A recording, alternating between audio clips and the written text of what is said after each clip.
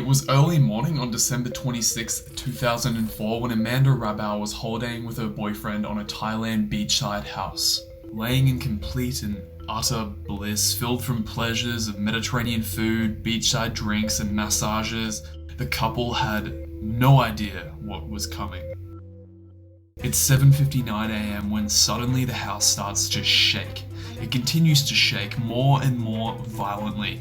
The sound of a jet engine was becoming increasingly more and more intense. Amanda recounts that her boyfriend eventually came to, jumped out of bed to look through the curtain, only to look back with a sheer look of terror from what he just saw. Just making it out in time, Amanda and her boyfriend got out of the house before the wave disintegrated it. Amanda's boyfriend was fortunate to get onto the roof of another house, but Amanda wasn't as lucky. She was pushed violently up against the wall, where debris piled on top of her over and over and over again, pushing her down, pushing her under, where she recounts being able to get one final breath in before she went under.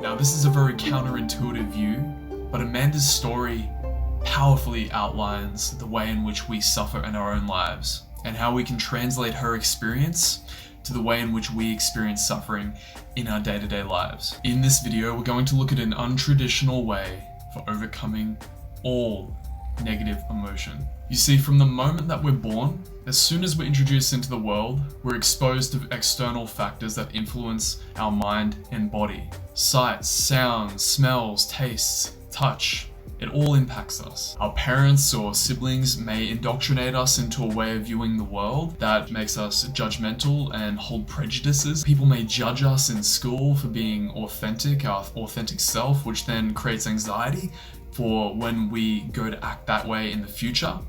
Or, even parents, grandparents share wisdom with us that course corrects us and maybe makes us feel less suffering, more pleasurable sensation. Now, these are the very influences that cause us to have either positive emotion, negative emotion, or neutral emotion, depending on the conditioned phenomena that we're presented with. So, for example, we may feel unpleasant sensation when we come across someone who despises our view on religion.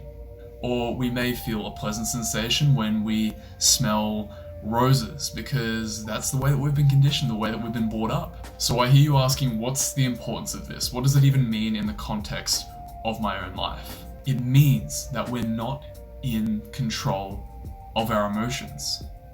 Now, this may sound trite, but it is the truth, and it's an incredibly liberating truth. When we deeply experientially understand this, that we really don't have control of whatever arises in us, it is profoundly liberating. We realize that we no longer have to be shackled to our emotions. We realize that when a certain emotion like anxiety arises, it's not me that's feeling it. I don't have conscious control out of this. It's just arising because certain conditions are presenting themselves. If we were in control of our emotions, we would be able to consciously will up a certain mind state. Oh, you want to be happy? Boom, happy. But no, that's not the way it works. We're dealing with old, outdated, primitive hardware here that no longer serves us. And everything is simply a happening, and all you're doing is watching it. With this understanding, it makes it much easier to let go of negative mind states that were otherwise plaguing us, eliminating resistance to the negative emotion, which is the root of where most of the suffering is coming from.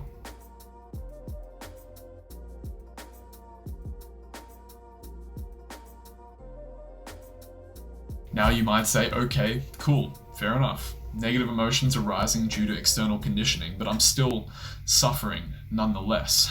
But yeah, to that I would say that is true. There is suffering related to certain mind states, like negative emotion. Even to someone who's fully enlightened, they still feel the unpleasant inherent nature of various mind states. Now, listen very closely here, because this part is the important part. The way in which that we suffer less is expressed beautifully in the equation by Shinzen Young that says suffering equals pain times resistance. Remember that resistance part? If we can let go of that resistance to the negative emotion that's arising, say suffering equals pain, so negative emotion maybe 10 times 0, because we have no resistance, that equals 0. So therefore we suffer 0. Now this may sound really theoretical, but I encourage you to pause the video right now and try it out for yourself. Apply something that's occurred in your life today. Did you have a lot of resistance to it? Were you feeling anxious and then you were anxious about feeling anxious because you didn't want it to be there? That's resistance, okay? See if you can apply the equation right now.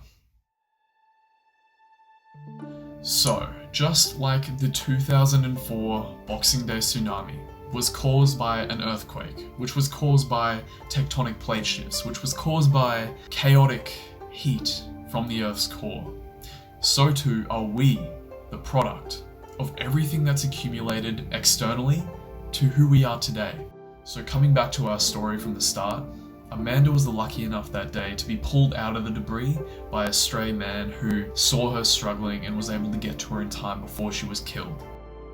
So while a tsunami of emotions can hit us at any time due to external factors, we can continue to move forward, just like Amanda did, who went back to Thailand after the tsunami to help rebuild. All we have to know is that everything is caused by external factors, and all we're doing is watching.